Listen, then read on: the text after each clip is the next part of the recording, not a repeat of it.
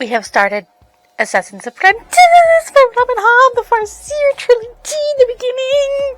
I listened to like an hour of this on my way to work and back, and I was just like, maybe the voice actor could be a little better.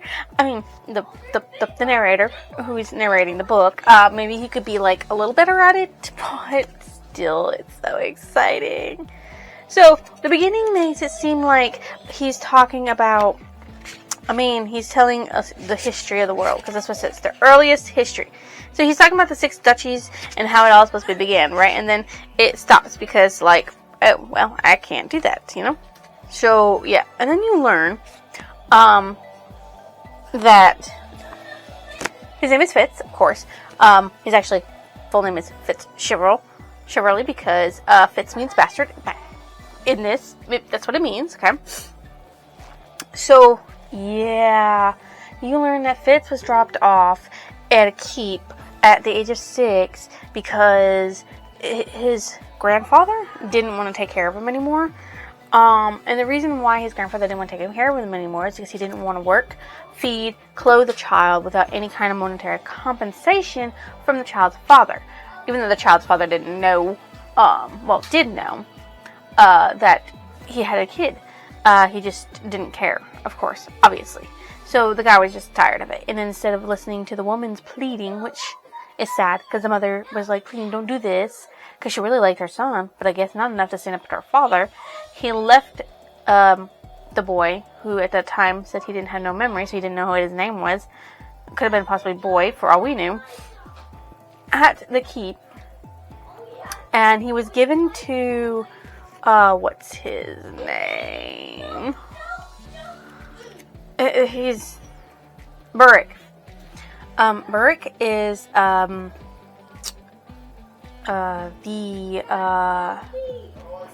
Cheverly's man, Prince Cheverly's man, because Prince Cheverly is a prince. Okay, so he's the bastard son of the prince who abdicates when his ill-begotten son comes into the picture. He's like, I'm going to abdicate, take my wife, and go away. Because his wife couldn't have kids. And he couldn't get kids out of her. So, yes. My thoughts are everywhere on this. There's so much to consume in the few amount of pages it has been listening to. He also met his uncles, Prince Regal and Prince Verity. They both looked at him and were like, yes, you can definitely tell that is Cheverly's child. His mother is of the wilds. And by that, I mean like,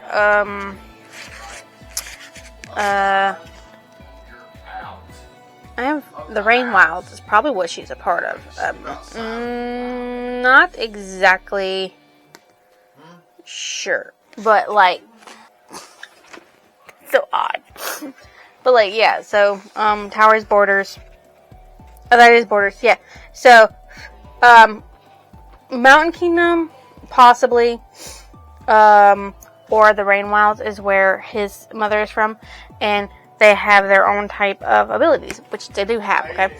You also learn that, what was I saying? Okay, let me just go in order with this, okay? Young Fitz's, earliest memory that he has is being put before this dude, before these walls, and being given away by his grandfather and his mother pleading for him not to be given away. And the guy brings him to Prince Verity, who rules the keep area, and Prince Verity's like, well, put him away for right now until we can get what Prince Cheverly might do about it. And so, Cheverly's, he never meets his father, by the way. Never meets his father. And he never sees his mother ever again. Which is a little sad. And he goes by Fitz Cheverly for, like, the rest of his life. Because they never actually give him a real name. But, he, gets forced to tag along to Buckkeep, where the king lives, because that's where the king wants him, for some reason. And he slums it with the dogs and the horses because Burke takes care of him, because Burke was given the responsibility as Cheverly's man to take care of his ill-begotten Fitz. Like, literally, that's what happens. And so he spends his time and energy and stuff learning nothing, just hanging out with a dog. That's basically what he's doing right now. Hanging out with a dog, running around. And there's certain things that you have. Like, it seems like he can do things with the dog that's not normal. Like, he could repel the dog without touching him. Well, yeah, because he says I shouted and repelled at him while crabbing sideways along the wall. So that means that he has some kind of control over animals. That's interesting. But there's actually in this, the farseers, they have this ability of their own, a skill, as I call it. He is actually part of that. So you'll learn a little bit about that, but it won't go into full detail until you get further into it. And this has started off awful. Look, guys, my brain is frazzled, okay? I have done absolutely nothing, and I have just been, like, browsing YouTube since I got home. I might be hungry. I'm getting, like, a headache. I don't know what it's from. Anyways, my life is just like, ugh. I had a blood day at work, and I'm just having a blood day, period, I guess. And it's Monday, and it's just terrible. How are you guys doing? Want to see my cat? He's very comfortable right there. I really gotta learn how to look up at you, because you makes me stare straight at you guys. But I always look at myself. Like, well, I don't know why. I'm not obsessed with myself, I promise. I don't even have a mirror in my room. That's how non-obsessed I am when looking at myself. But it's there, and I see it. And I want to make sure I'm in frame. Everything I do is in frame, because I want to make sure you can see me. Which sometimes you can't. That's a little sad. I'm also trying to edit a video, by the way. I haven't actually physically done anything for it, and I've been sitting here since like 4 o'clock. 5 o'clock, actually. But here. Oh, wrong way. I'm still getting used to this camera, okay? Look at my messy room. It's not really that messy. But yeah, see, look. There's my video in my thing. Okay. I gotta edit the video. What video is that, you ask so eloquently as I rotate you back around to look at me. You can't see my cat. I like it better when you can see my cat, because my cat's everything in my life. My only baby. I'm editing Spirit of the North 2 part 10, and I just really want to cut it all down to where there's nothing, because I'm doing absolutely, really nothing. Went exploring because I couldn't figure out how to get into this area I needed to get into. So I was a big ass dummy in the beginning of the video. And I don't figure out how to get into it until like part 11, so. And I need to record a video tonight too. I'm just not having it right now, okay? I just have to record the video tomorrow. I'm not supposed to record videos. Guys, I'm not supposed to record videos until Saturdays and Sundays, but I did not record but 2 videos Sunday, and I have recorded 0 videos Saturday, so my life was just falling apart. And the reason was the Da Vinci Code. I got behind in it, and I had to catch up, and it took me 2 days to catch up. I also had to go to baby shower. My oldest niece is having a baby. Yay. But I don't know. Anyways, I will get back to you probably tomorrow with another update of the fits, because that's fits, the fits. I love the fits, okay? And I will probably also have, not that you'll see it in this video, but in the video that it deals with, I'll probably do an update about Rebel's Creed, because I gotta read some of that tonight. So, I gotta crank down. Get these 2 episodes I've gotten recorded, edited, so that way I can just come home, maybe cook, record a video, edit it, and hopefully have a better week. I can edit a bunch of videos I have for this channel if I really feel like it, because I got a lot of stuff that I could edit for September already recorded. And no, I'm not going to update or post more videos for you guys. I mean, you guys won't see this until probably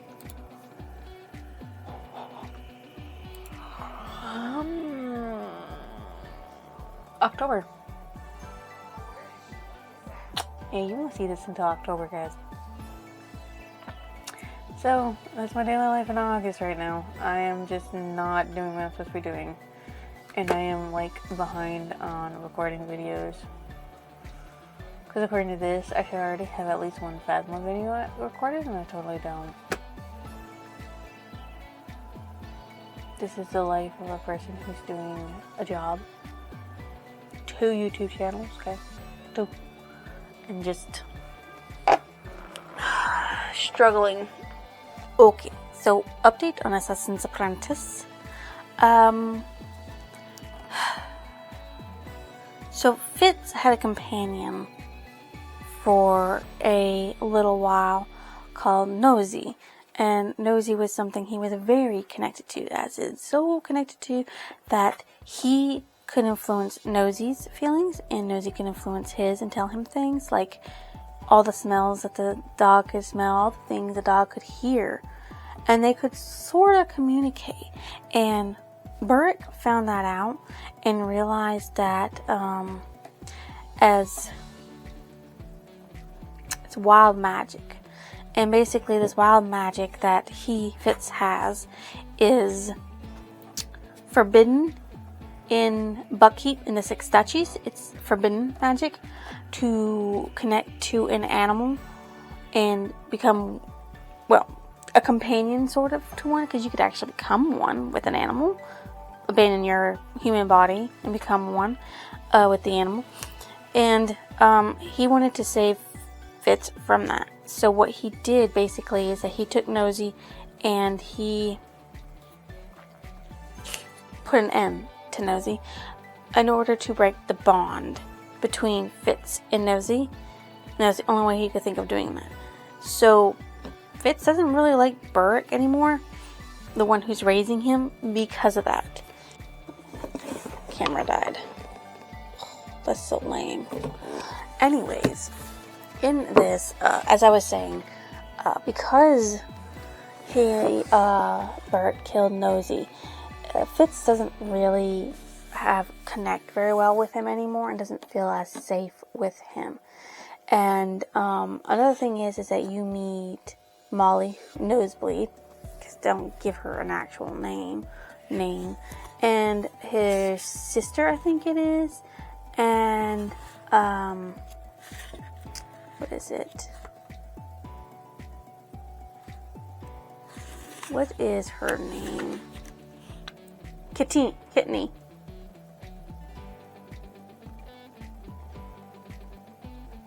Yeah, Kitney. So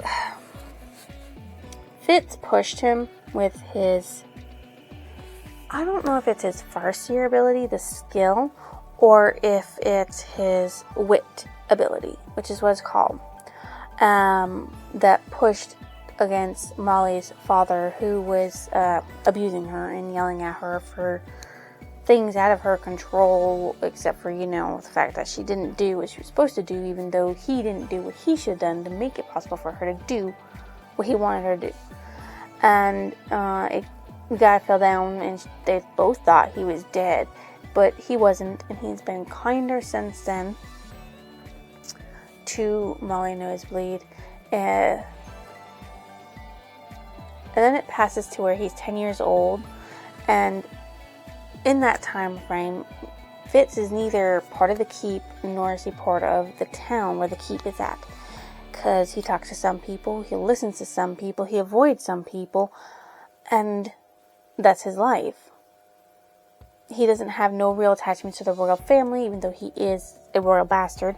He has no real attachment to the town because nobody will look at a royal bastard.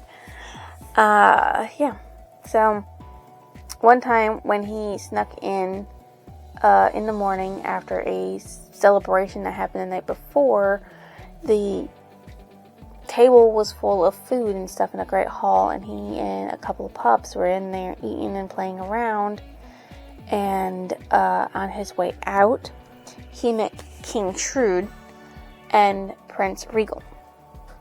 King Shrewd took a look at him and decided then and there that he was going to use Fitz to a means to an end, because he is of royal blood, but he's not acknowledged as royal blood. So they could send him out to be a dignitary, an emissary, a tradesman, or what is it, trade person or another. So, like, he could do a lot of things, be married to somebody that they want to make alliances with, because he's technically still has royal blood within him. Let's see. What is it? It's in here somewhere. I want to see it.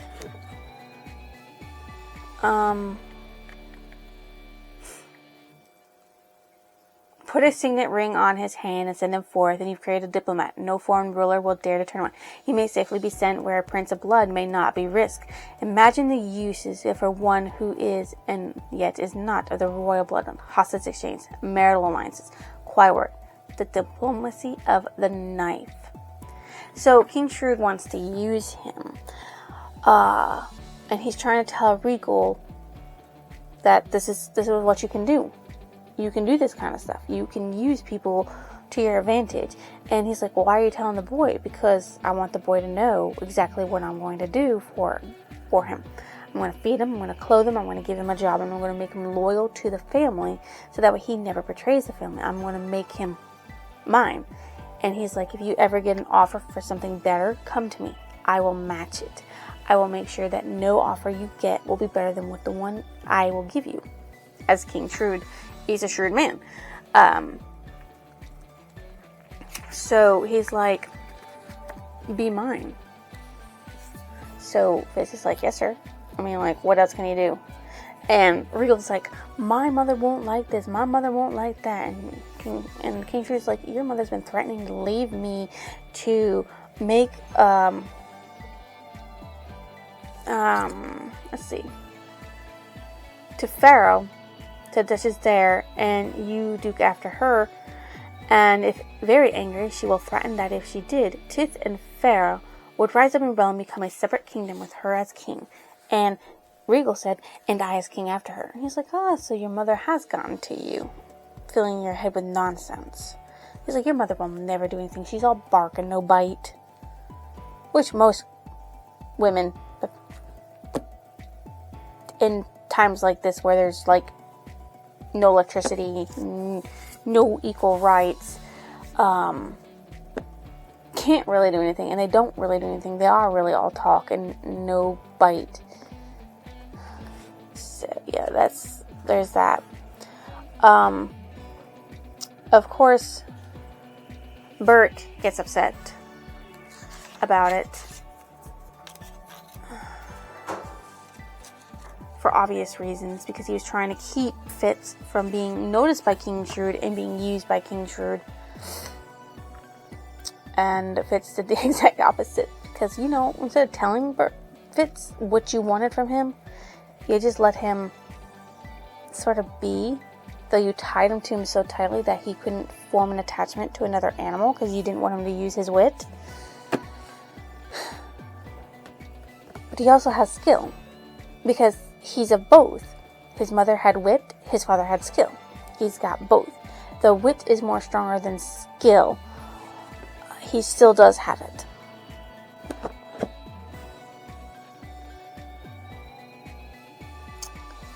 And this is so ridiculous that it started over right when I was about to tell you guys.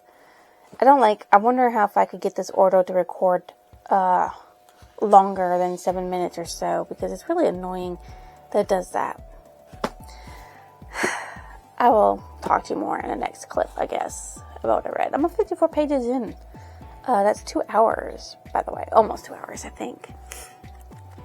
it's somewhere right, 17 hours. But then again, this is a heavily condensed book. I mean, like, you might not think it is, but it's condensed. Okay. I'll see you in the next clip when we talk more about shit. Okay, so things are getting lit in here. Fitz has met Chade, which is an awesome freaking dude. As I've already read this, I know what's gonna happen. Chade teaches him to be an assassin, basically.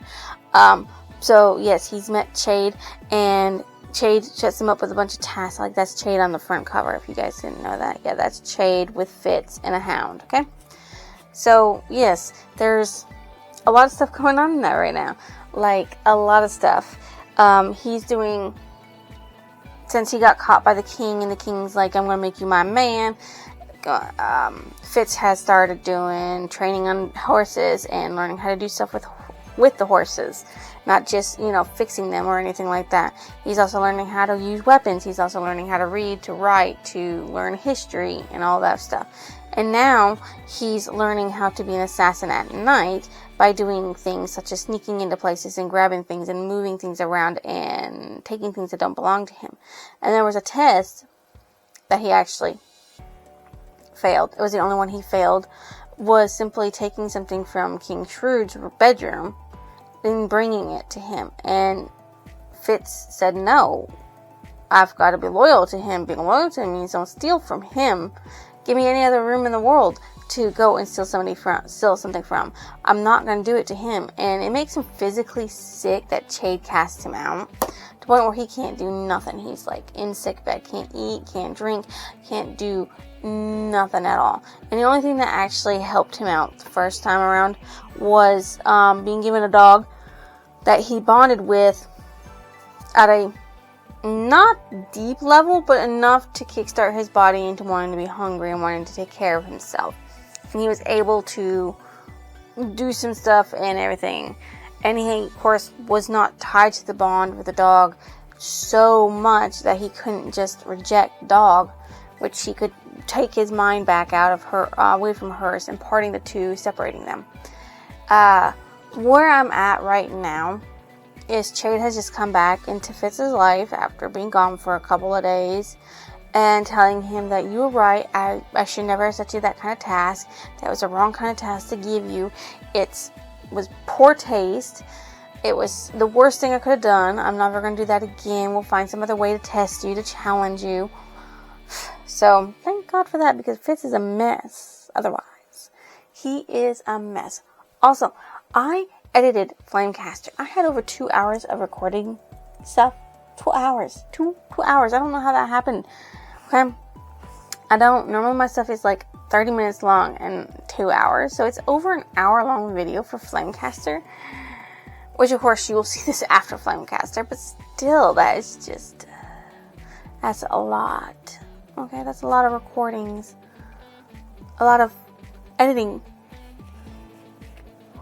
I got interrupted recording Rebels Creed yesterday because my space got full, and when I was getting everything out, there was like a lot left for the Da Vinci Code. There was stuff for the Assassin's Creed, Apprentice, not Creed. And then there was also, Rebels Creed going on. So it's like there's a lot of stuff that I didn't realize was there, It's just weird in my book. Sorry, I'm a little tired. It's like 8:14 right now. It's almost my bedtime, and I need to be doing other things. I think I'm like 30-something% of the way through this book. It's not a lot. Only like 3 hours into it, so it's been going pretty good, steady. I'll probably have to listen to like an hour or two, maybe like 3 or 4 hours over the course of the weekends to be able to keep up and be able to listen to this up until the last day of August without having to go over, because we're not doing that. Okay, we're going to finish it in August. That's what it is. This is an August TBR. But it's going pretty good. I think it is, at least. At least I think it is. And you know, when I was editing these videos, I realized I don't have a lot of light given off in this room to showcase you stuff or anything like that. And you don't need to be looking that way. I'm going to have to edit that out. Oh, that's going to be a terrible bitch ass thing to do. So, yeah. So, I was realizing that there's not a lot of light in my room. Not a lot of light at all. See, that's my light up there. I mean, I could try to put my light on me. Like, watch this. I'll give you more light. This is like a ridiculous amount of light. Like, now you can definitely see my face. But it's so blinding. And all it is just my Excel spreadsheet, which shows me when I'm supposed to have something ready to be posted. I have literally a list of things that, hey, this needs to be posted by this day. So that means it has to be recorded, edited, and ready to be posted. Or even uploaded already. There are some things that I'm well into September for, such as videos for this channel. There are not a lot for my gaming channel that has been recorded or even, I don't know, ready to go. I've been slacking. The second weekend of August, I did not record a lot of stuff. And that's bad for me. That's bad for me. So fucking bad for me. Like, I am like behind in my recordings, and that's not a good thing. Not at all. Anyways, I guess I'll be doing this from now on so you can just see my lovely face much better. Look at all my books. Look at it. Look, that's a lot of books.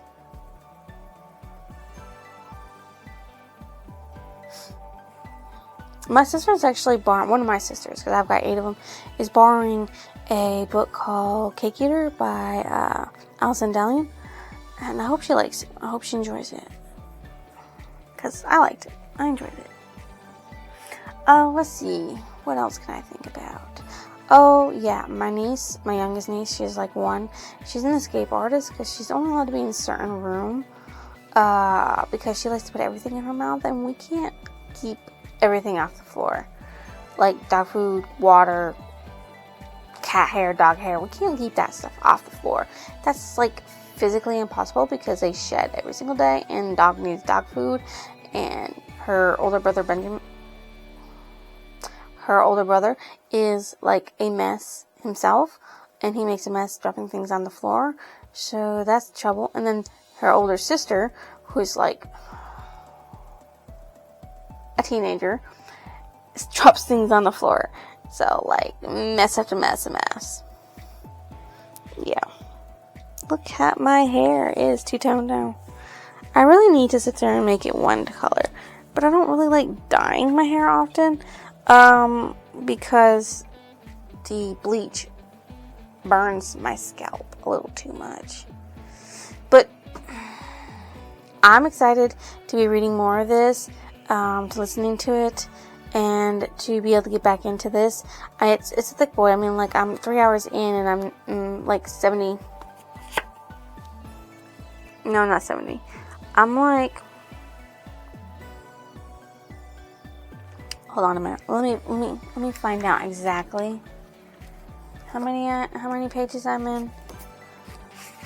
So, I'm on page like 100. 3 hours and I'm 100 pages in. I'm actually almost to chapter 6. That's something. See, look at this. I'm almost at chapter 6. So that's pretty cool. That's where I'm at in it. Epilogue. There's a lot of epilogue. Not really. Let's see. 24.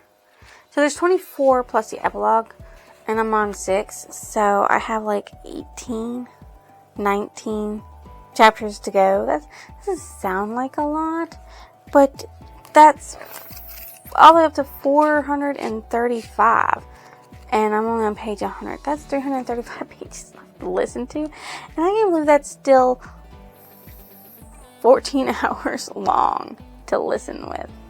Jeez, that's a lot, guys.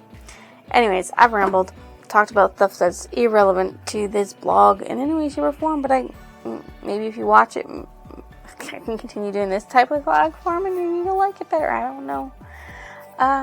Anyways, see you in the next clip.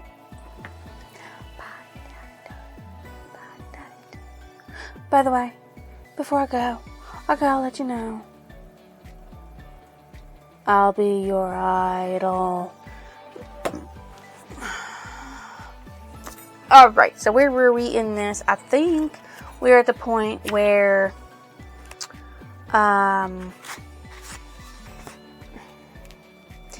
Fitz didn't want to steal from the king. So the king summons Fitz a couple days later and says, it was my idea for you to come into my room to steal something from me, to prove your mettle.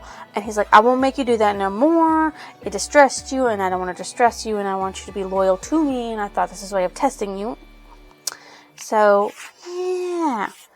Okay. So his lessons with Chade continue. He's still learning lots of stuff with Chade, and everything. I think a couple years pass, because it tells you he's like, he starts training with Chade when he's 10. So he's a little bit older than that. So, yeah. Oh, he meets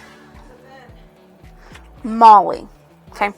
Molly is Molly Nosebleed. He meets Molly again. She's older. She's wearing dresses now. She's not roughhousing. And she's making scented, fragrant candles. Okay. So she's trying to make a living.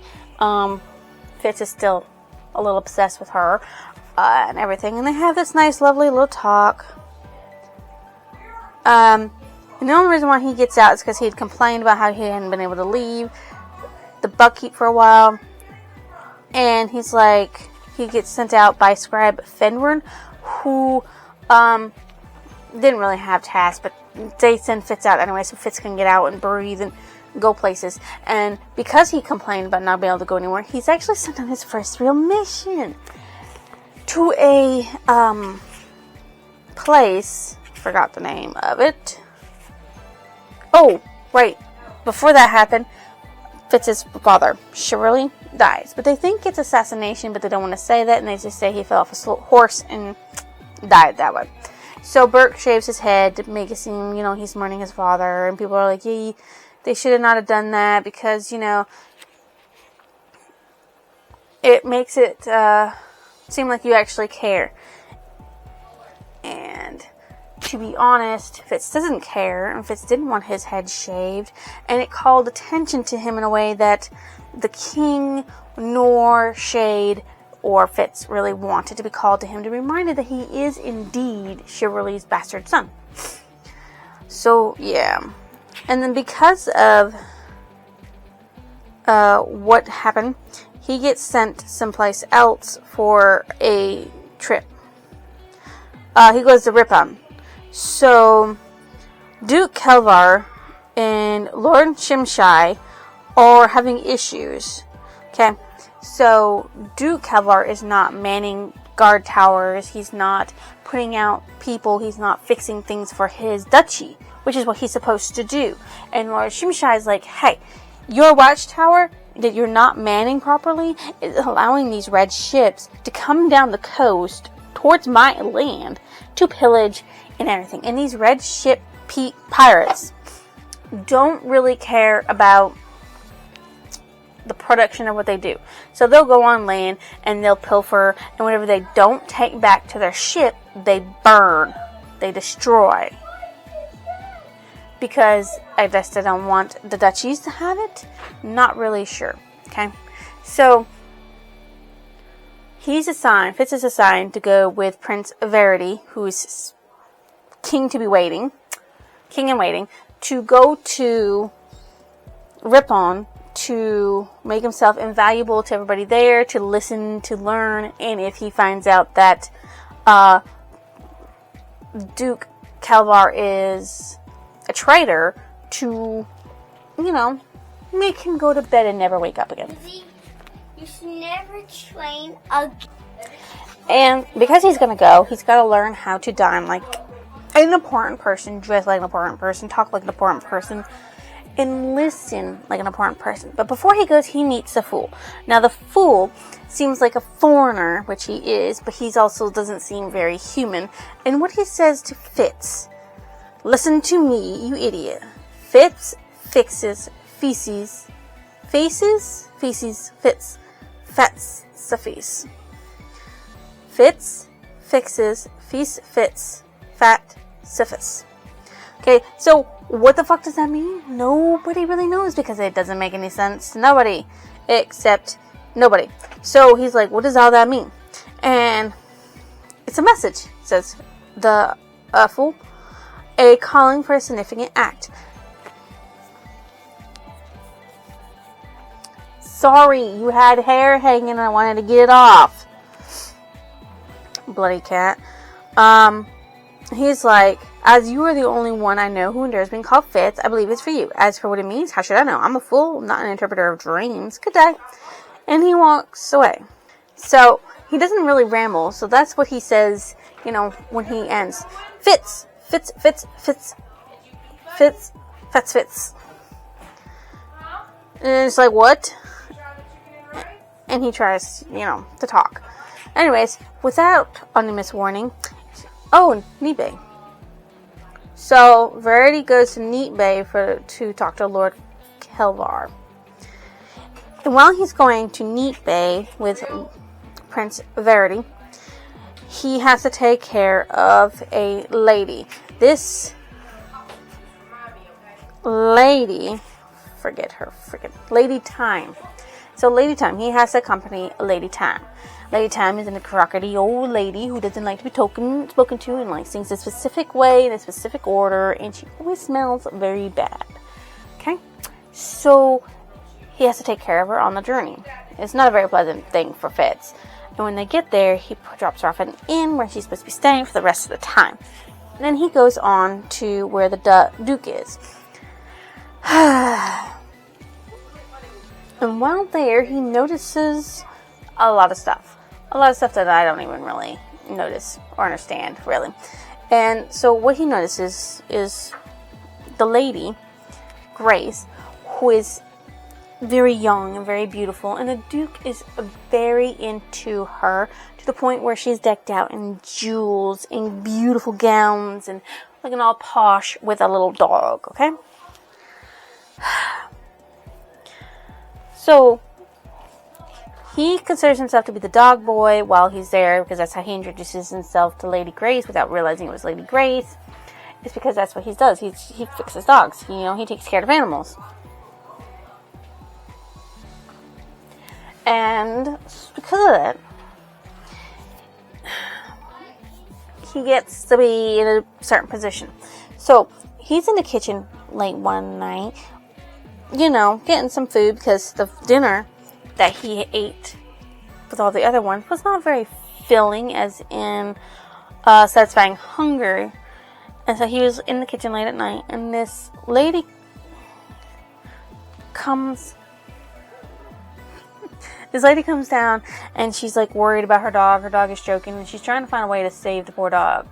She doesn't understand what's going on. It's wheezing, it's choking, it's not doing things. So Fitz convinces her to put the dog down on the table, and he takes a look at the dog, right? And he's like, oh, it looks like he's choking on something. Oh, well, he had some fish. Was it fresh or rotten? And she's like, oh, it was fresh. She's like, okay, so I might be able to save this dog because rotten means they're dead.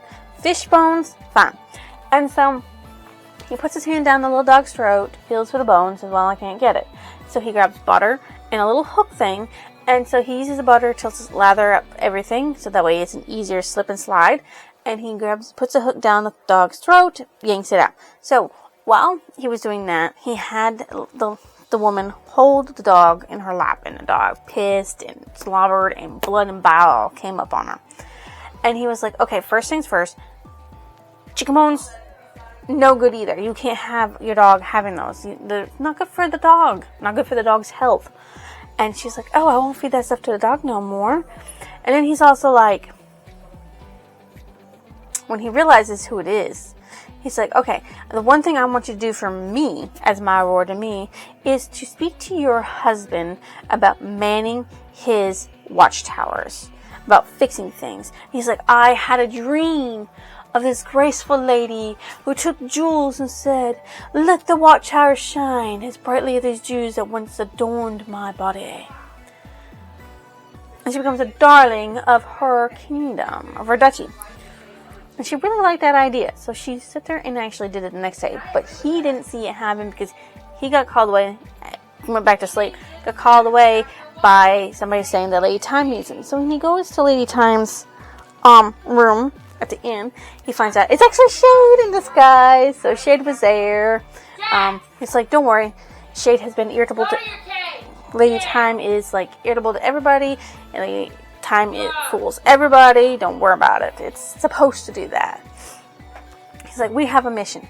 Okay.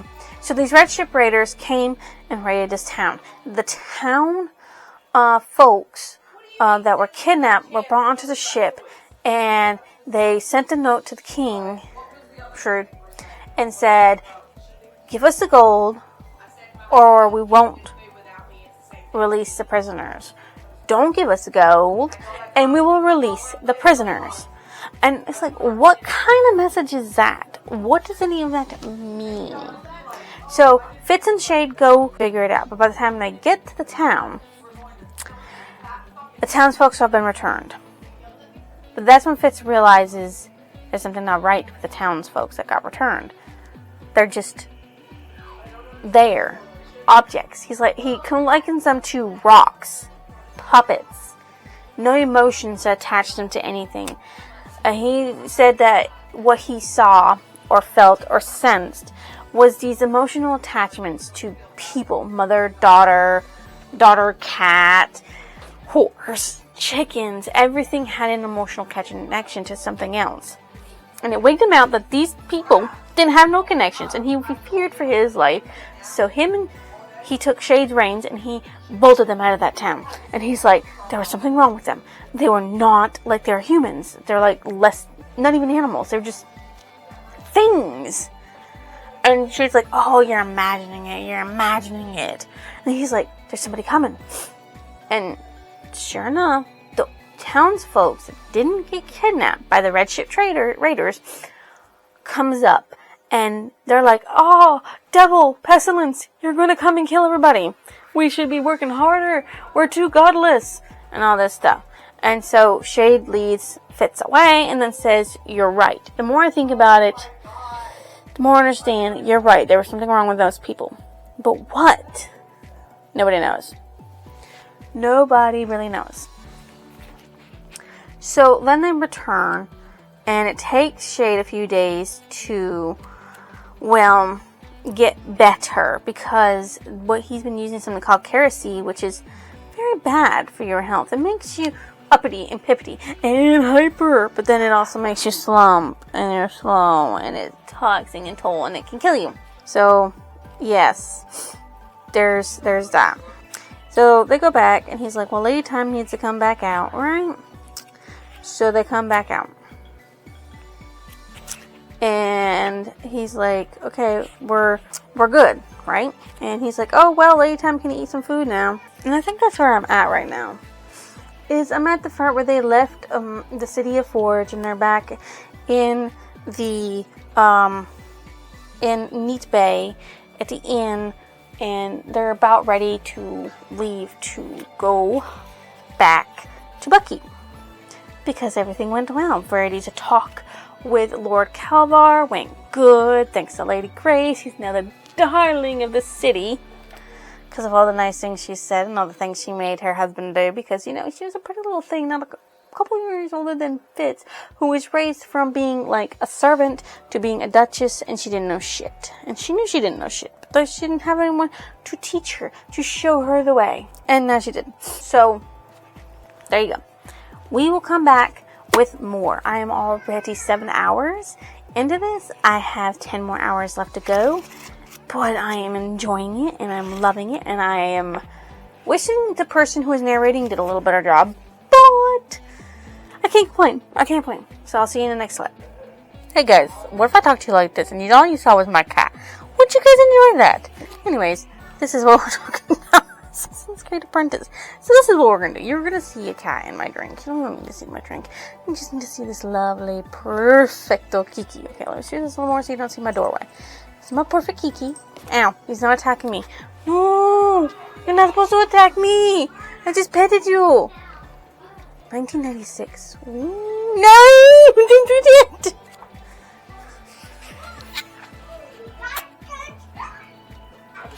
Okay, so they are back. Let me just put myself in frame so that way you have 2 people in it. Yay. And now he's leaving. It's a dick. Okay. He's a dick. Okay, we got that. Right. So they returned to Buckkeep. Yay, they're back in Buckkeep. Where it is. So, what they're calling, they're not calling it forged when people are Raider forged, as it came to be known when people are, stolen and returned and they have no connections to nobody. And it's happened several times after Forge, the town, the Croft folk, then there was more than just a Croft. So, yeah, the Croft folk actually, I think, the Croft folk killed theirs. 2 other villages. There was Rock Gate. They paid a ransom, and parts of the bodies came up. And Sheepmere. Well, Sheepmere, when they got their people back, they chained them up and tried to re-civilize them, make them forge connections. It didn't work. But they tried, and that's, I guess, bonus points for them. But still. King Shrewd's not laying down any kind of information. He's not saying, oh, you have to not pay the ransom, or you have to pay the ransom. He's not stating his ground. He's not giving out orders. So each town and village that gets raided and their people got taken, they decide on their own what they do. That's not helping out anything in the end. So, yeah, they're not thinking about their people. Oh, by the way,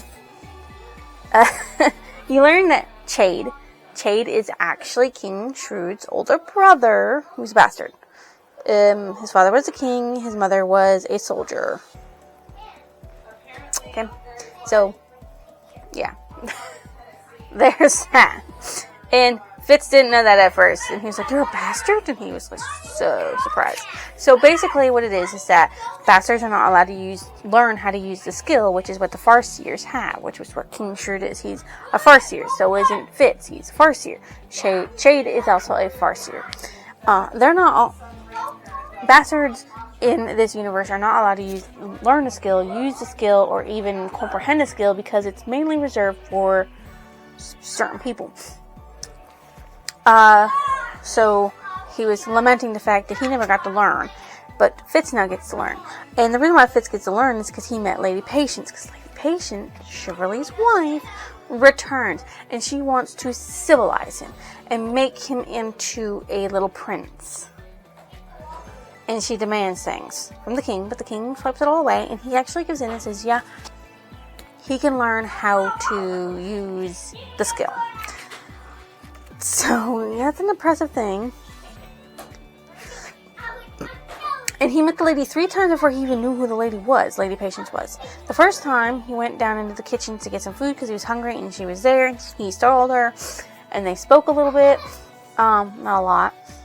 The second time, he was drunk, getting lectured for it, and he's like, no, I'm pretty sure Burrick, who raised me, would be on my ass about all this because I'm just not acting properly towards a lady. And then the third time, she's like, get dressed properly. And then asked him a bunch of questions about his education. When she found out that none of it was good, she's like, well, that don't stand. And that's how she gets,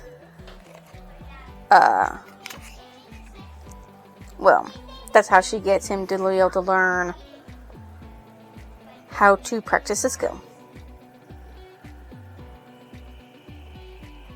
Now let's see if I can find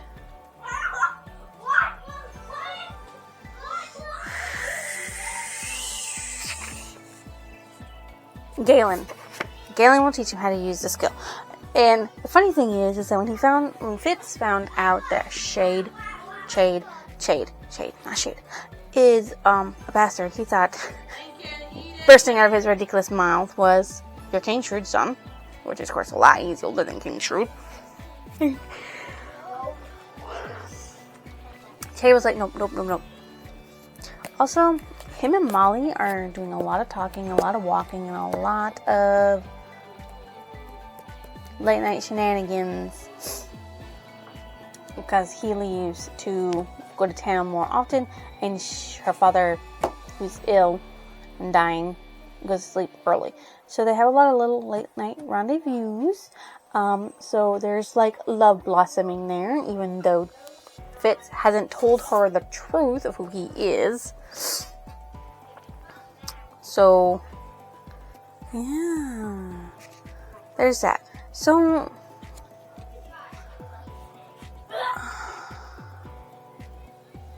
okay, I don't know how far I am in. I'd have to look at Hoopla, which I'm doing right now. So I'm gonna look at Hoopla and tell you how. We can update later. Right now, I need to do this. 49%. I'm almost 50% of the way through this book. 8 hours and 47 minutes left. So that's not too bad. Not too bad at all for my listening. So there is that, and I will come back at you with more information in the next clippos. Okay, bye. Assassin's Apprentice. Okay. So we learned a little bit more about Patience and how she's a weird ass child growing up, and that she's just weird. Period. She gives him a dog, which he names Smithy, and he actually bonds to this dog, like deep dive bonding. Though he got Smithy from school, which is kind of dumb. And she tries teaching him how to sing, how to dance, how to play musical instruments. And when she finds out he can draw and he has information about that kind of stuff, they lean more towards that until Galen has to take off. Yeah, Galen. Galen is an ass, a dick, and I hate him, okay? So Galen makes him eat bland food, makes him drink nothing but bland water, and doesn't allow them to eat meat, doesn't allow them to do this or that, or even wear shoes or coats, and stand still for hours on end. No lunch, just breakfast and dinner. It's so mean. So when he gets the first touch of the skill, he acknowledges it, and he does pretty good, you know? And then the second time he gets touched with the skill, it goes terribly wrong for him. In the sense that he's not prepared for it in a certain way, and it causes massive euphoria in him to the point where he doesn't even feel himself getting the shit beaten out of him. Like, he almost loses an eye, he gets strangled, and his brain is just like, oh, everything's good, he's tripping balls, you know, that kind of thing. So yeah, also Patience is reminded very much of Chivalry in how she thinks that Fitz should be hers. So Chivalry should have had Fitz with her and not this other woman, which I kind of feel you, lady. I kind of feel you. He cheated on you. Like, big time. And he married you. He chose you. He didn't choose you for an alliance. He didn't choose you to make his family stronger. He literally chose you for no other fucking reason but that he liked you. And he still motherfucking cheated on you. It was not very chivalrous there. Or chivalry.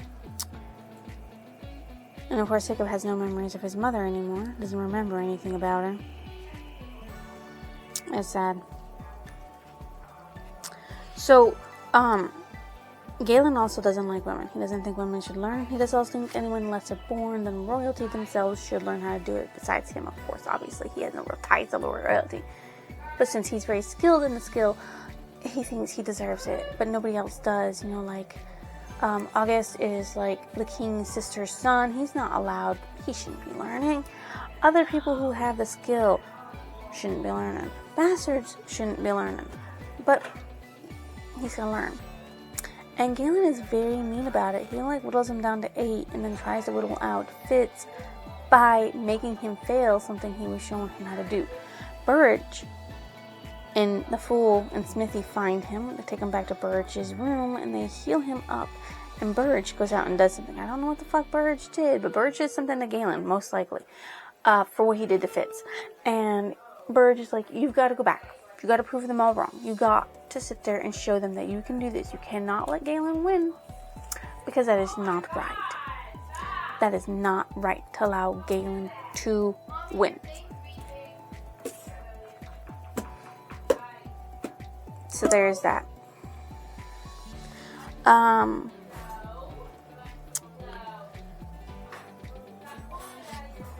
He's very eccentric. I don't like Galen. Okay. He also sits there and whips Fitz, all because he thinks Fitz stole meat for himself and scraps of bones when it was all for his dog. And the Fool is like, I will take care of the dog for you, and you had better get your head on straight and figure out what you're doing and not let people walk all over you. And then Bird also says, you can't let him walk all over you. You have to stand up for yourself.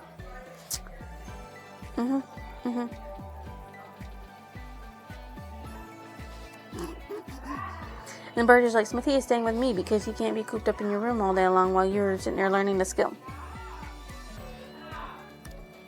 Of course, the way that Galen taught them, it made their mindset became like they needed Galen's praise for everything. They needed to do everything Galen said because otherwise they couldn't strive to be the best, and nothing else they could do in life would be better than what Galen was teaching them. Which was really weird that Fitz fell into that hive mind. Like, he looked at the people working in the stables and he's like, I cannot do that. If I can't do the skill, I can't do that.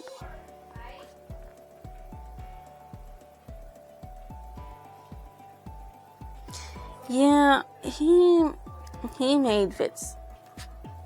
And Fitz was going to kill himself. And Smithy used his connection to him to make him not do it. Which is, you know, yeah. And Bird was like, you better not have been using the wit. And that's the reason why Galen did this, because then I can't do nothing about it. And Fitz is like, no, it's because I failed a test and I deserved it. And Bird's like, you don't deserve that. He and Molly are still sweet on each other, of course. Yeah, they are. And it's really weird. He also thought he missed lessons, but he didn't. Birch actually did something to make Galen not have lessons for a little while.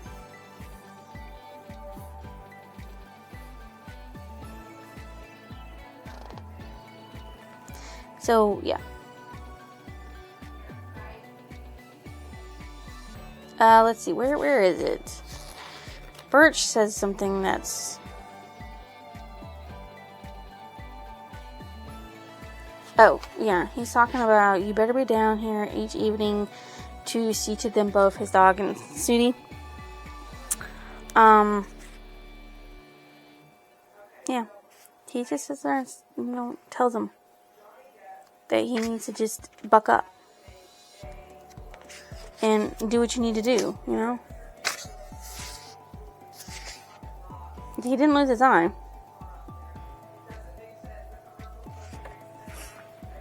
Which is a good thing.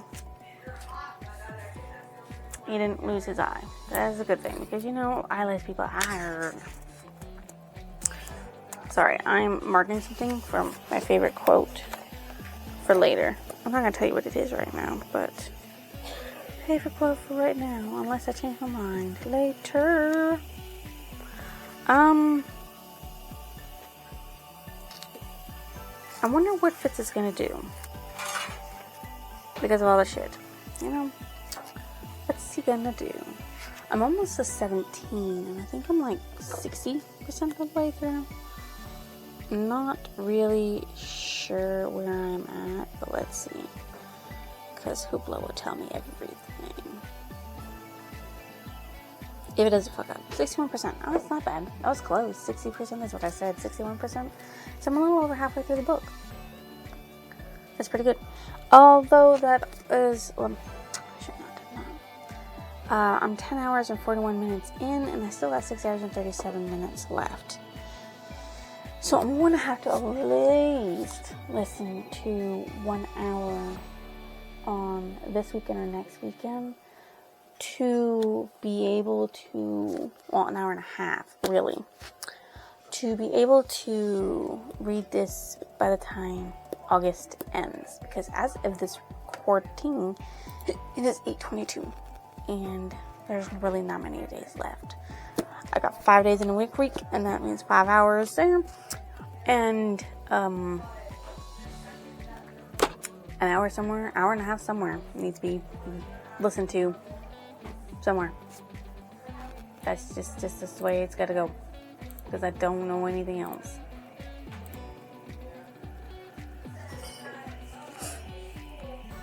But I'm still enjoying it like I did last time, and it's actually not as much as a slog when I'm listening to it than compared to when I was reading it, because it was a slog reading it, but I still enjoyed it, and I'm still enjoying it.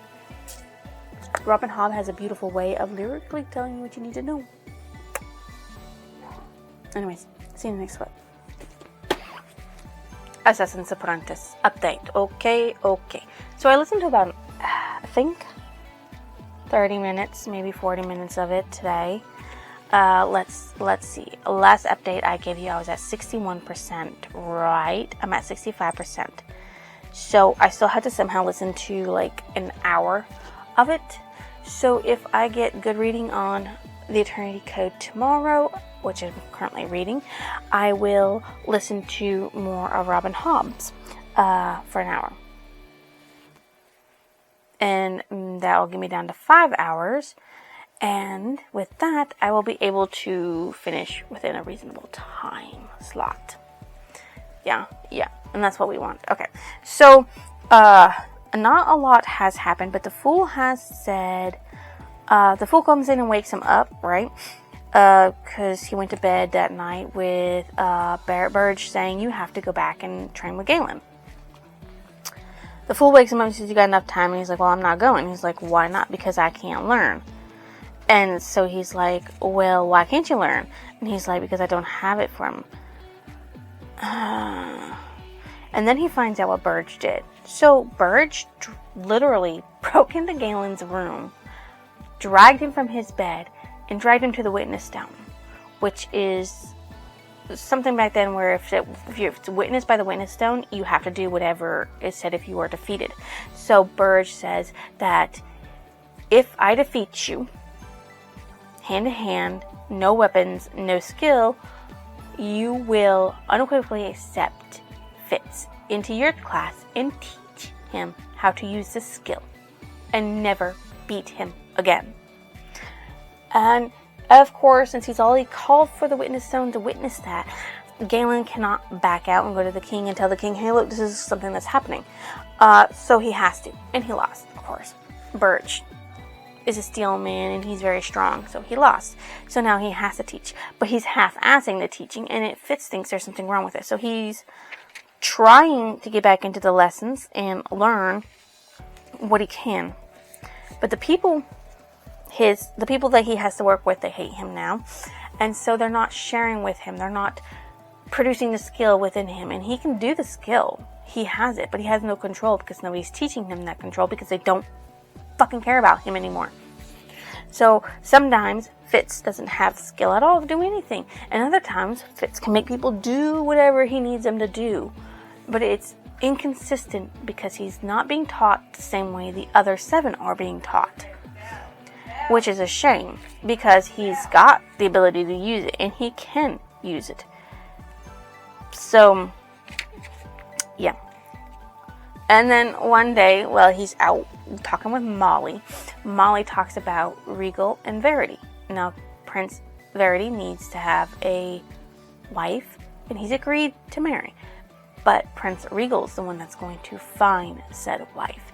And Fitz is like, well, that's going to be a terrible idea, because Regal's going to go find some foppish woman who's more worried about the jewelry and the dress and her hair than about anything else. She won't contribute anything. And he's like, Prince Verity deserves somebody who's going to contribute, who has skill sets of her own, who can do things. Because he's basing it off from Lady Patience, who is into herbology, who's into making her own paper,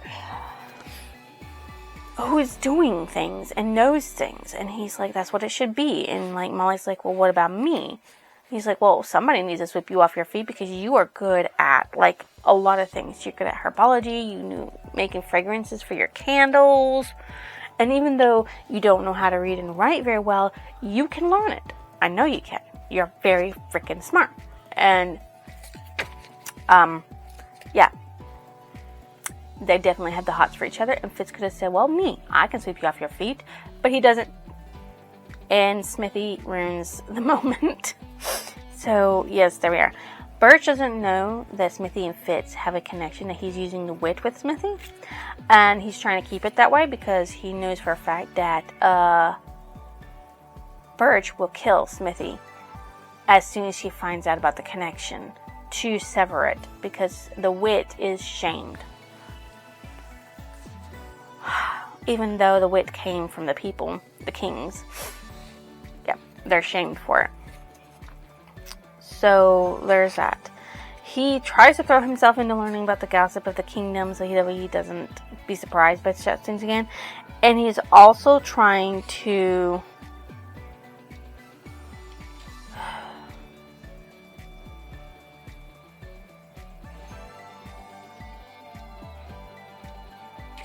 He's trying to learn the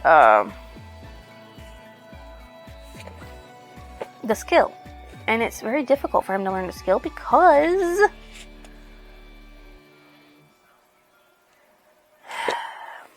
this is where I'm at. Smithy has grown into a puppy. A dog. An actual dog. It's just, Galen is not teaching him the same way he is teaching the others. He's not even really trying, but he keeps telling Fitz to open up your mind, to quit barricading it. And maybe that's the whole thing, is that his mind is barricaded because he can't let people in, because he can't let them know he's using the wit. So he's having a difficult time doing what he wants.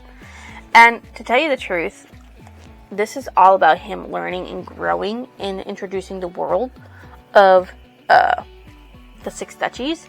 We haven't even gotten into him being doing assassination shit, because he's just an apprentice right now. So we haven't even gotten into the assassination stuff, him learning how to be an assassin, or anything of that nature. I'm almost to chapter 17, which is the trial. I don't recall how many chapters this has. That's the epilogue. 24, chapter 4, 24 is the aftermath, and then we have the epilogue, so there's 25. And I probably already said that before, but I've probably forgotten. So that is my update for this lovely thing here, which is Assassin's Apprentice. I will see you in the next clippos with more updates. Okay, so I haven't updated you in a while on this, and I apologize that I haven't updated you on Assassin's Apprentice, but so we're gonna update you. So where we left off, Galen was trying to teach the skill, okay, and the rest are progressing. Well, Fitz is not. He's not progressing at all. He's not progressing. Okay. So he's failing at everything. He feels like he's not learning anything at all. And there's going to be a festival coming up. It's a summer festival. And they're like, Galen's like, okay, so I'm going to take you out, and you are going to be dropped off somewhere. In 2 days' time, I'm going to give you instructions on what you should do and how to find your way back to us. And you will become a coterie that I will present to the king for the king's use. Okay? So Fitz is like, oh my god, I'm gonna fail at this. So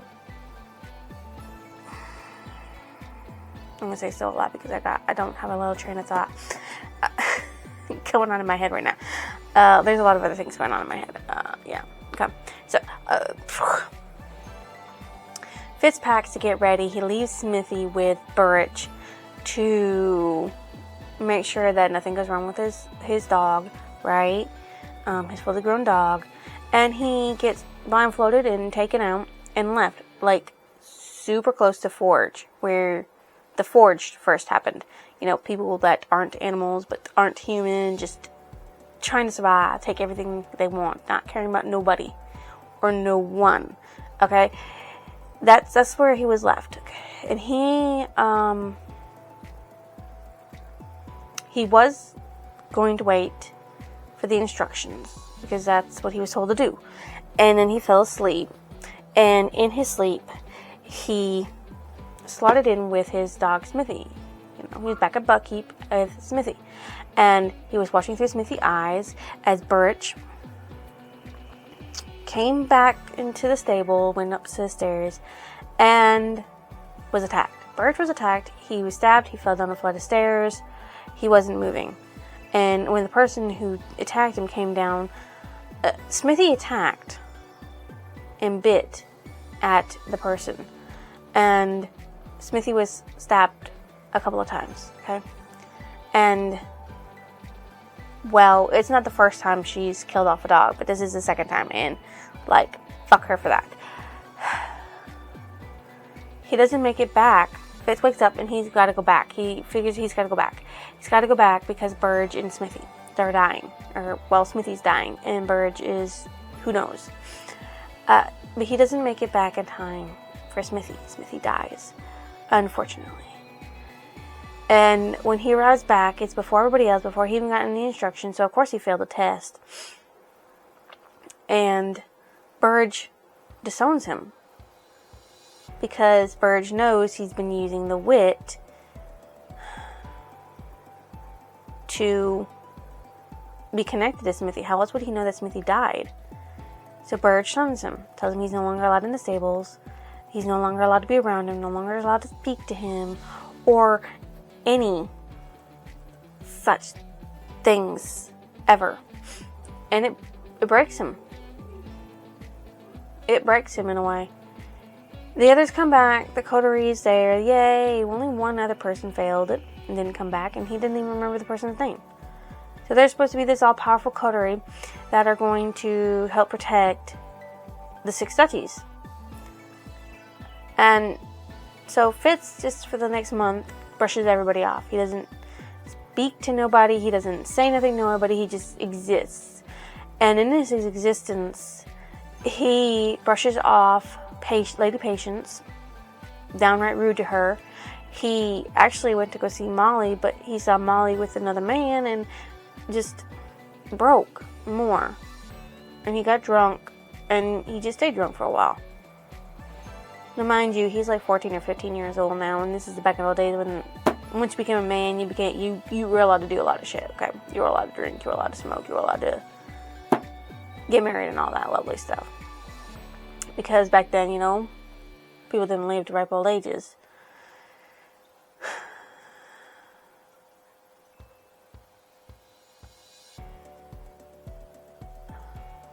He comes back because Shade kicks him in the ass. And so he starts piecing himself back together, starts becoming more himself, working out, doing what he needs to do, and listening to the gossip. Okay, so we already know that Verity's looking for a bride. Well, Regal is looking for a bride for Verity. What you don't know is that Verity is using this skill to protect his people. And that's a constant, all the time thing. Making people forget which direction they're going in. Oh, think they're going in the right direction, but they're not. You know, forgetting how to work something, or forgetting land masses and all kinds of stuff. So he's trying to protect his kingdom to the best of his ability, and he's withering away. He's not eating, he's not getting exercise, he's not doing all the battle stuff that he used to do before. So, to get Fitz back into shape, he is commanded by Shade to go feed Verity and to do other stuff. when he sees Verity's wilting away, he starts trying to help in small ways, knowing that too much distraction would be bad for him. But something. So he brought some cushions and a blanket and flowers to help ease headaches, with the fragrance, teas and stuff to help him out. And he speaks to Fizz at one point in Fizz's mind, and Fizz speaks back a few seconds later. So when he realizes that they're talking in their mind, it wigs him out. He's like, well, I'm sorry, I thought you knew how to do this. And he talks about how Fitz talks about how Galen that he failed, that he couldn't do that kind of stuff. And then comes a surprise. Galen fogged his mind up to make him think he couldn't skill, when in fact, he's an excellent fucking skiller, and that he could do skilling. It's just that Galen didn't want him to. Galen was actually trying to make him, off himself. Which of course didn't work, but it made him feel like he couldn't skill. Which he can. He can so do. And so, one day he's talking to Verity, and Verity's like telling him stuff about chivalry and how good chivalry is at skilling, and he's like, oh well, I need to go back to what I was doing because I need to protect my kingdom. And Fizz is like, you haven't eaten. He's like, oh, eating takes energy. I don't have that kind of energy. And so Fizz is like, I'll take mine. And Verity's like, are you sure? He's like, yeah, take my mine. Take it. So Verity snitches his it's just, where was I? I was actually looking for him. No. So Jade Fallstar, he had done something with one of the forged. Netta, a daughter from the village of Goodwater, was taken and returned forged.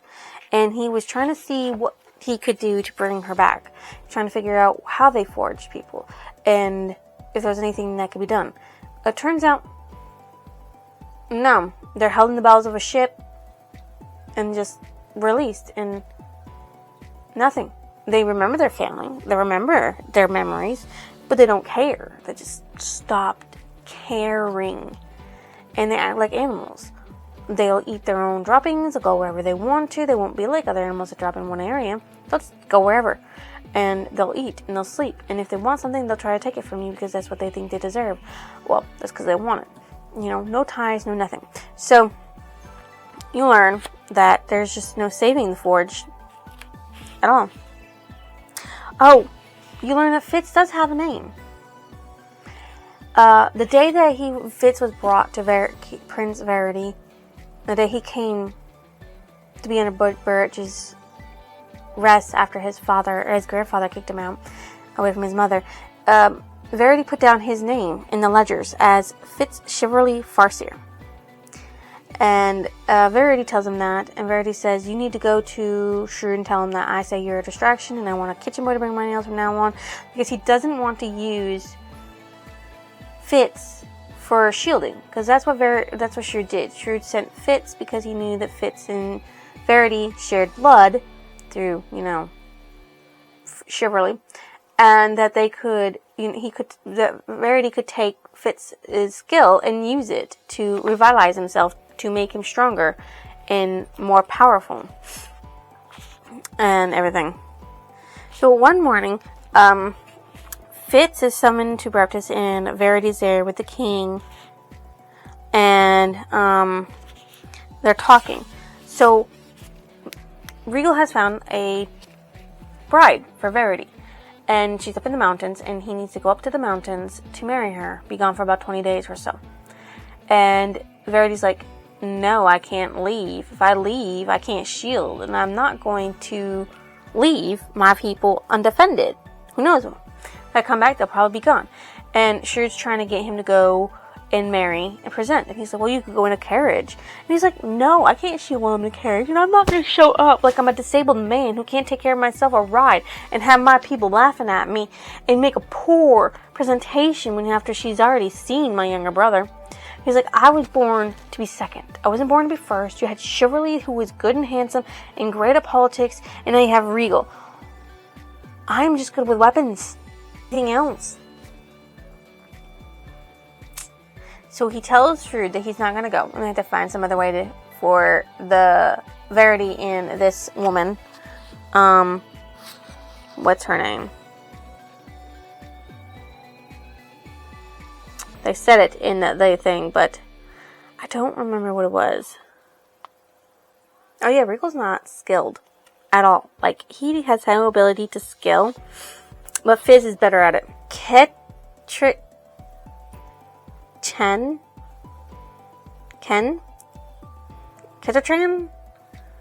is the woman he's going to be marrying. It's a mountain princess. And the mountain princess will bring people and money into the duchy, which is what most people want for their kingdoms, is to bring in more, make it more viable, more optional, more important to bring in. And he's like, I will not go. I will not go. He will not do that. He will not do this. Fitz is going with Verity. Well, not Verity, because Verity's not going. Verity doesn't go in the procession. They have, I guess, a stand-in. I don't really know. He doesn't go because he refuses to go. But Fitz is sent to kill the older brother of the princess because he's not well. And to, I don't know, kill off the king as well. To ensure that the princess inherits, so that way the kingdom gains the mountains as well for their dominion.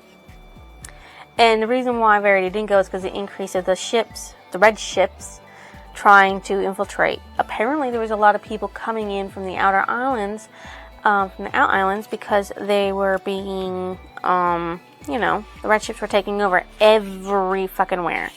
Like, they were everywhere, and it was pushing them out away, and they just needed to, well, I really don't know what they needed to do. I'm just talking at the moment out of my ass. They need to escape because apparently they're very vital, very vicious, and they don't give no shits or fucks about anybody but themselves. But they're trying to rule over everything. Burke is also going. Oh, you learned that Verity made a complaint on Fitz's half. He said, first I Galen had mistreated you and cheated you. This complaint he made firmly, saying that he had deprived the kingdom of your skill, and at a time when it would have been most useful, he just assured and firmly that he settled it with Galen before you took matters into your own hands. So yeah. Shrew claimed that he had not even considered using, Verity made another complaint to the king as well. He accused Shrew and me quite bluntly of being willing to sacrifice you for the sake of the kingdom. But, Shrew thought of that. He wanted to sacrifice Fitz. Che did not know that Fitz was going to be sent to kill off the prince, and Fitz told him that. Fool gives him some sea purge to help Fitz out, because the Fool thinks that Fitz is going to be poisoned, possibly be poisoned, while he's gone, and he wants to protect him. I don't know what it is that the Fool really wants out of all of it, but I know he wants to, he actually invaded into a place where the Fool lives. I think he invaded the Fool's tower before he went to Shade. He accidentally invaded it, and he had to apologize to the Fool. He said, it made me wish there were a place as much me as that place is you, a place I would keep as a secret. And so he said, the Fool says, take some advice and you may survive this trip. When considering a man's motives, remember you must not measure his wheat with your bushel. He may not be using the same standard at all. So basically what he's saying is that you can't judge how a person's going to react, or what they're going to do, or what they're going to use to try to attempt to kill you, because what you think is a lethal amount, somebody else might think it's not lethal enough. So don't count your chickens before they hatch. Verity asks Fitz to speak well of him, not to lie, but to speak well. So Birch actually goes on this trip, but I'm not sure how well it's going to be. So I think this is where I'm at. I don't actually know physically where I'm at in the book. I mean, I could probably listen to for like 2 seconds and probably find it, but I don't really want to. But it doesn't give me chapters either, but I'm only 3 hours left. I got 3 days. 3 hours, 3 days. Look at that. I somehow found time to listen to it, But we're really not that far from the end. Well, I mean, as far as what I remember from what I was seeing, they're in Junpei, I believe. And that's where they're going. I don't believe we made it to the princess just yet. Nope, that's actually part of the other book. It's part of Royal Assassin, which we won't get to anytime soon. There's 435 pages in this, and we're somewhere. I think that's about how much I got left. I think that is it. And that's about right for like 3 hours. So I will update you guys again, I promise, sooner than last time. Because I didn't update for like 2 days. And I'm sorry, I didn't update you Monday, but I didn't update you Tuesday. Oh, no, I didn't update you Monday. Updated you Sunday, but I didn't update you Monday. I don't know why I didn't do that. Today is Tuesday. I still have 3 days left to read this. Okay, so I will see you with more when I get done listening. Okay? Okay, guys. I am done Assassin's Apprentice. Okay, and I have not updated you since the last time I have listened to the audible for it. So remember last time I said they made it to Junpei? Okay, Junpei is the capital city of the mountain people where their king and prince and princess reside. Okay? So, when they get there, they think some people are too tired to continue traveling. So the Junpeis, a bunch of older women, sit there and put people into these paladins and walk them the rest of the way to the castle. Which is a humongous group of trees that was created to make the castle. As they grew up, they shaped it and everything to make it look like a castle, which is pretty cool. And Fitz was one of them. Okay, Fitz is one of them. So he's been sent to Junpei, as you know, to end Rorik's life, Prince Rorik's life, because he's weak, and they want Ketterton to Ketterton, I don't know. Ketter. I'm gonna call it Ketter. To become the sole inheritor of the Mountain Kingdom. According to Shade, and according to what they know. Because Regal's been telling them all this stuff and sending it back to them. All this information. Okay, so when he gets there, he meets Prince Rorik and Ketterton and learns that the lady, one of the old ladies that he was chatting with, was actually related and is actually a royalty. And it appears that the royalties actually serve their guests like servants. They treat everybody the same, basically. So even though they're royalty, they're like, oh, you're a commoner. I'm still going to treat you the same as I would my sister or my aunt, my uncle. So he learns that Prince Rorik is very much healthy, hale, and hearty. There's not fucking nothing wrong with him. So Fitz is like, oh my god, what the fuck am I supposed to do now? Of course, when he wanders out with Ketterton, who's talking to him, he doesn't think for 1 second because he didn't think anybody knew who he was or why he was there. And he ate some honey cakes from her. Well, these honey cakes were poisoned. And he realized that because she said, Regal told her that you were sent to kill my brother. And he tried to play it off like, I don't know what the fuck you're talking about. Yeah. So there is lovely that. Regal's plan is to get rid of both Prince Rorik's and Fitz. It's just terrible. So he goes to purge himself of it with his Seagate that he got from the Fool, because apparently the Fool knew that was going to happen. And then he gets summoned to Regal's bedside chamber, and he's like, report, how are you going to kill King Rorik? And he's like, Prince Rorik. And he's like, I don't know if I should abandon it because he's well. King Rorik, Prince Regal is like, you still have to kill him. I'm your king. Well, the king isn't here, and I say do it. And I will tell you how to do it, because He's like, well, how would you do it? Well, I would need to know the movements of the palace. I would need to know this and that about their homes and everything. He's like, I will have all that stuff for you. And he's talking about it where two of his servants can hear. And Fitz is like, I hope they know I have to kill them before we get back to the palace. Back to, Buckkeep. Because now they know that I'm an assassin and I can't have people know I'm an assassin. So he's like, trying to figure out what he can do. And,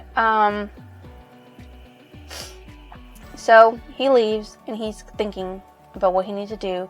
So he nabs August and he's like, August, I need you to talk to the king for me. The king won't get upset with you if you do it for me. So he tries to get in contact with the king to ask about it. The prince is healthy and he didn't know whether or not he should still give him the gift. Because Regal says to go ahead and give him the gift. And August says back to the king, says that do as Regal says.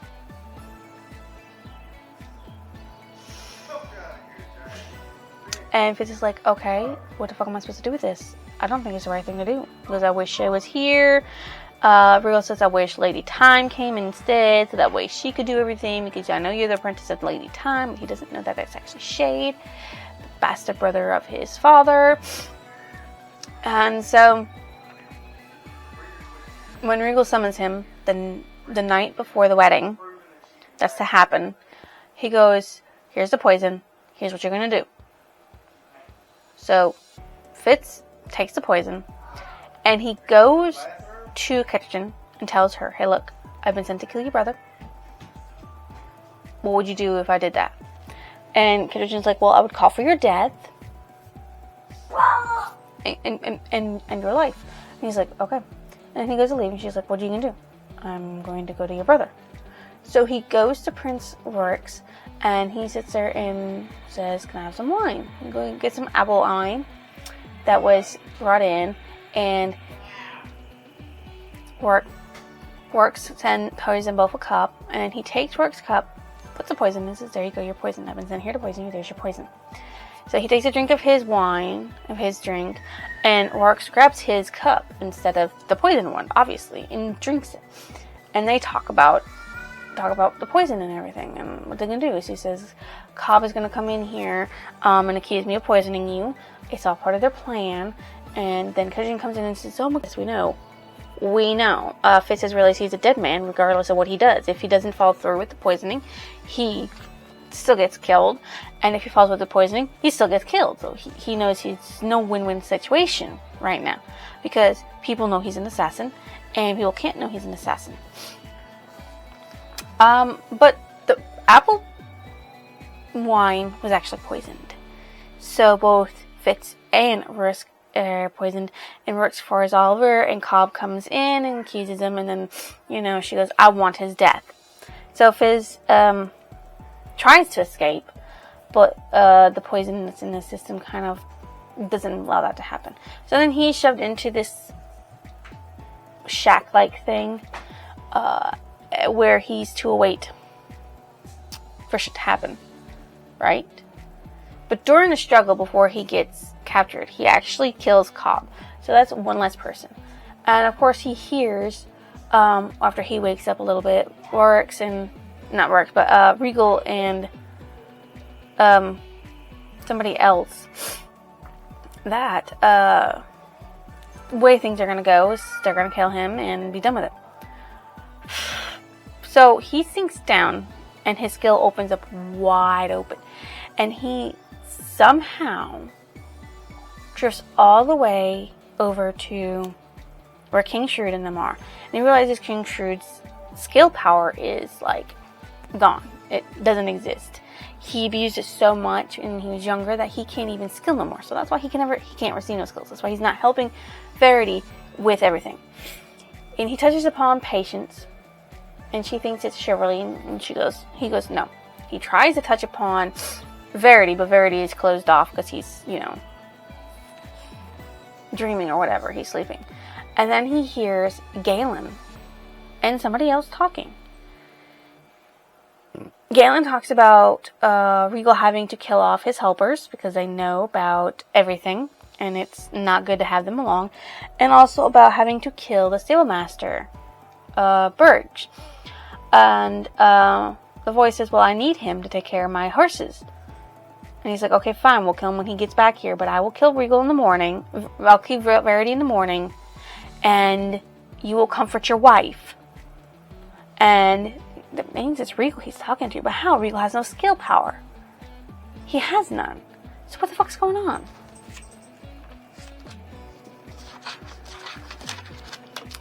So, yeah, there's that. Burge comes in, and Fitz realizes he's there, and Burge and him talk, and Burge realizes that Fitz was innocent. Gets into it, and he gets him up, cuts him over, and, Nosy is there too.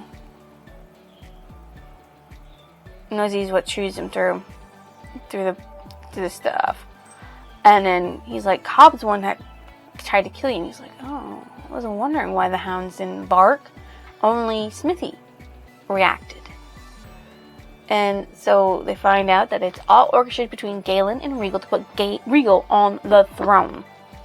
But Fitz doesn't know why. Fitz has zero clue why. And it goes to the part where Fitz and Burge are thrown into watering. Okay. He is thrown into water. And I don't know, it's a pool or whatever, but whatever it is. Well, no, that's actually before they get thrown into the water. Okay, so I got ahead a little bit. Okay, yeah. So, Burge comes to him and he's like, Burge, they're gonna kill Verity. And if the do, Regal becomes king. I am a king's man, but that's what they're gonna do. So he's like, you need to get August. August needs to help because he's loyal to the king and he has no suspicion of Regal. So, they're trying to figure out how to do it. So, who comes in but, what's her name? Jonqui comes in. She says, you must go. You must hurry back there. And he's like, well, I've been sentenced to death, so, He's like, no death. Kadujin has forgiven you. I had been counseling her since last night, but only lately convinced her.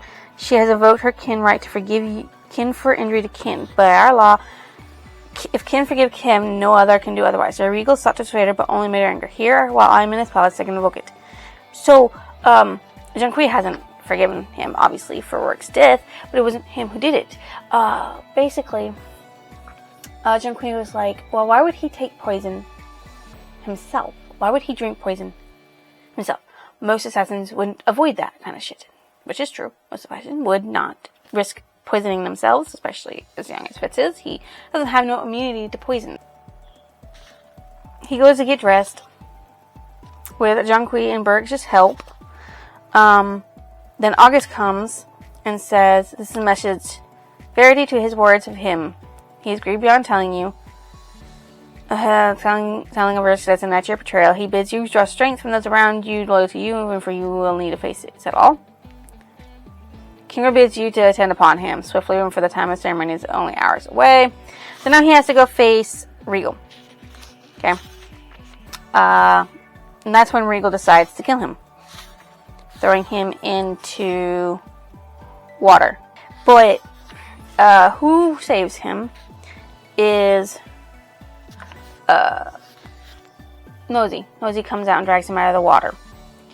So between Birch being sick, fallen sick because Regal's trying to kill him, and Nosy saving Fitz from drowning, Fitz uses strength that he doesn't know.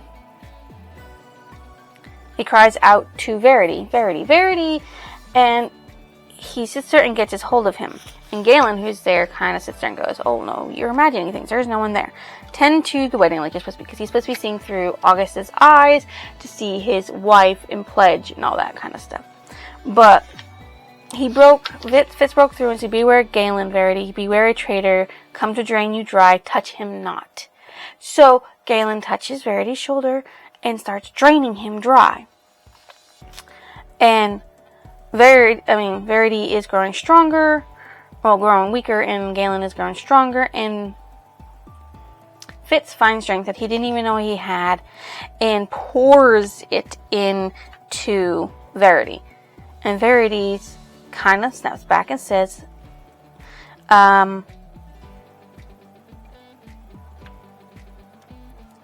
takes Galen's and says, "There you tremble," and everything. So, while Galen falls, clutching his heart, Verity is back up, and he's replete because he also has Fitz's power and he has Galen's power now because he took that from them. And he's like, "August, attend me well. Warn Regal his half-brother is dead." So, there you go. Galen was too ambitious. He attempted that which was beyond his skill. A pity that the Queen's bastard could not be content with the position she gave him. A pity my younger brother could not dissuade his half-brother from his misplaced ambitions. Galen overstepped his position. My young brother should take heed of what comes of such recklessness. In August, be sure you tell Regal privately. Not many knew Galen was the Queen's bastard and his half-brother. I am sure he would not want scandal to soil his mother's name, or his. Such family secrets should be well guarded. And then he pushes through August to stand within Ketterton's mind. I await you, my queen in waiting, and by my name I swear to you I had naught to do with your brother's death. I knew nothing of it, and I agree with you. I would not want you to come to me thinking his blood in my hands. And then he pushes Fitz back, saying, "Back, Fitz. That's too much. You'll die. Back. Let go."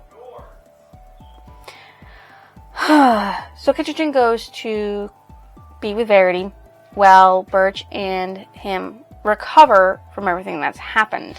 Fitz was poisoned. Obviously. He needs lots of time to recover. August goes to tell Regal everything he learned and to tell him, this is it. You're done. There's no more of you. Bye. Verity now has a very tight leash on Regal. And Fitz comes back after he's been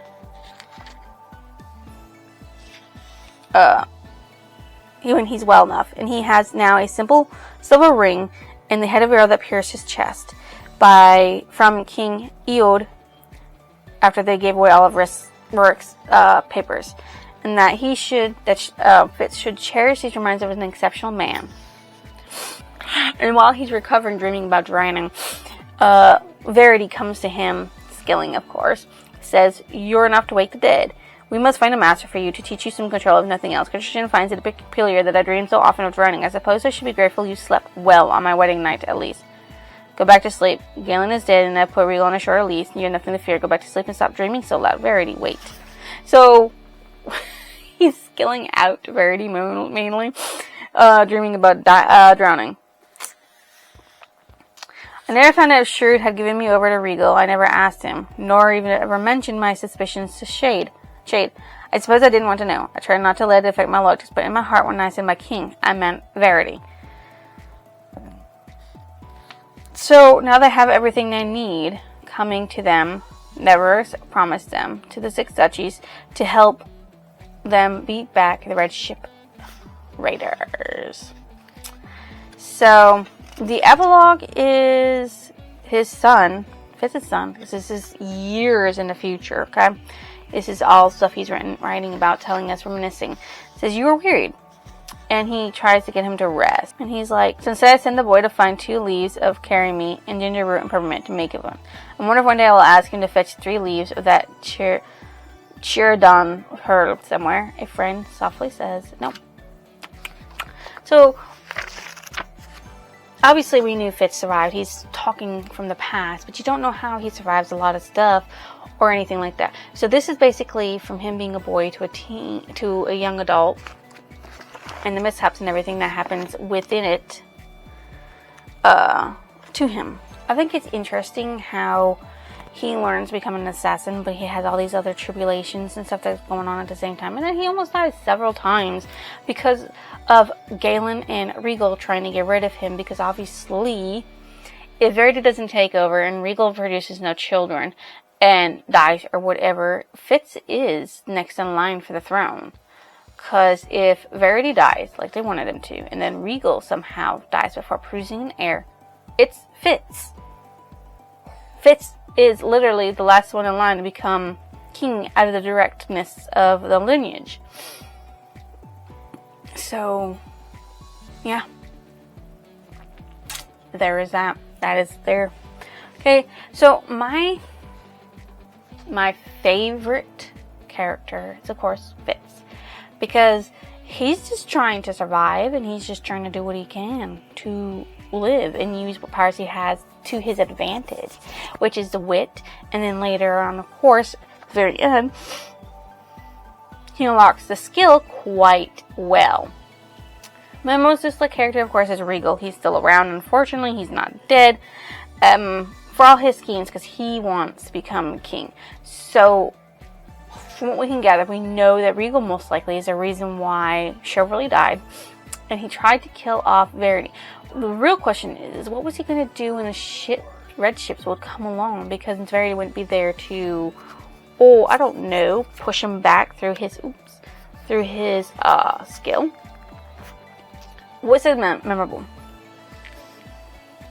That for the longest time, up until he was a late teen, he didn't even know that he really had a name. Everybody just called him Fitz, and that's what he accepted to be.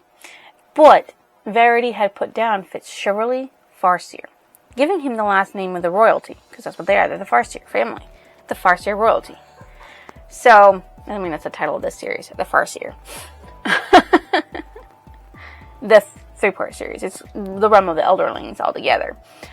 So all this time, he just thought he didn't have a name. But he legally did, because Verity wrote it down. Legally, he is Fitzchivalry Farseer. My favorite passage from the story is, actually, we just recently read a little bit about it. The whole, I never found out if Shrewd had given me over to Regal. I never asked him, nor even mentioned my suspicions to Shade.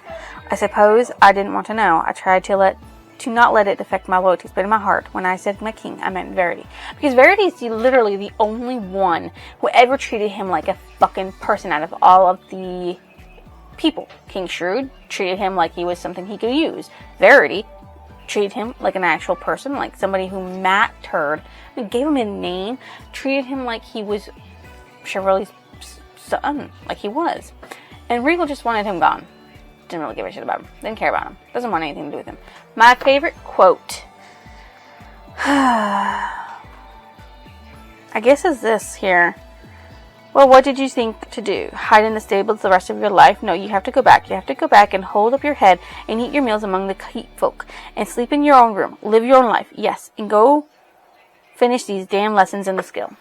So Burke is trying to tell Fitz that he can't stop. He has to do. He has to be. He has to do everything he's supposed to be doing, because he needs to learn. He needs to stand up for himself.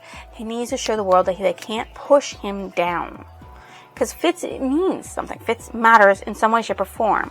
And that's what Burge is trying to get across to him. It's like, you matter, so go show them that they can't get rid of you like they want to. What is that about the ending of the book? Well, I'm extremely glad Fitz is alive. I'm glad Burge is still alive. I'm glad Verity's still alive. I wish Regal was dead as fuck, because he deserves it. And I can't wait to finish reading about the first series. I read it before, but I don't remember a lot of detail in this. Besides the fact that I knew it was him talking about his past. Royal Assassin means that he takes over Chade's position. Obviously, he's serving Regal. Not Regal, but Verity. He's serving Verity. Verity is his king in all things. But I know a lot of stuff that does happen in the future, and I remember some of it. But I'm not going to tell you what any of it is, because I don't remember where in the series it goes. Because I did read the Tawny Man series, which also deals with 3 books with Fitz. So there is that. What book did it remind me of? The Assassin's Apprentice. Really, honestly, there isn't one that I can think of that does that whole childhood to adult thing about stuff that goes on in their lives. I mean, I really don't have anything that I can think it reminds me of. This book, as you know, is part of a series. This is part of 2 separate series. The first one is, of course, the Far Series Trilogy, which is 3 books in one. But it's also part of the realm of the Elderlings, which has 15 books in it, 16 if you count the novella, which I do because it's awesome to learn that the wit is royalty, not the skill. The skill is not royalty. The wit is. Fitz really having the wit is descended from his father's side. I mean, the skill is too, obviously, but they all thought it came from his mother. But it's actually part of the Farseer family. It's part of the Farseer family. That's what it is. It's part of the Farseer family. Okay. So I rate this a 5 because it's obviously, even though it's a thick book and there's stuff going on inside of it, it's a thick book and it has a lot of unnecessary stuff going on inside of it, okay? It's still a fantastic journey of Fitz, from a kid who knows nothing, rising up and becoming something. Although he's not completely a somebody in this one, that's why the second book better died. So it will eventually go up into how he is, what kind of man he is in the future, and why he's writing all this stuff down. Because obviously he survived a lot of shit to be an old man, and you get to learn it all through the series. I mean, like, there's three series within the realm of the Elderlings that deal with Fitz and his adventures, and there's a lot of stuff that goes on, a lot of stuff that you don't think goes on, and I'm excited for the rest of it. So if you guys think I deserve a like, comment, or even a lovely subscription, why don't you go ahead and drop it down below. I will see you next adventure. Illusion. I don't even know why I said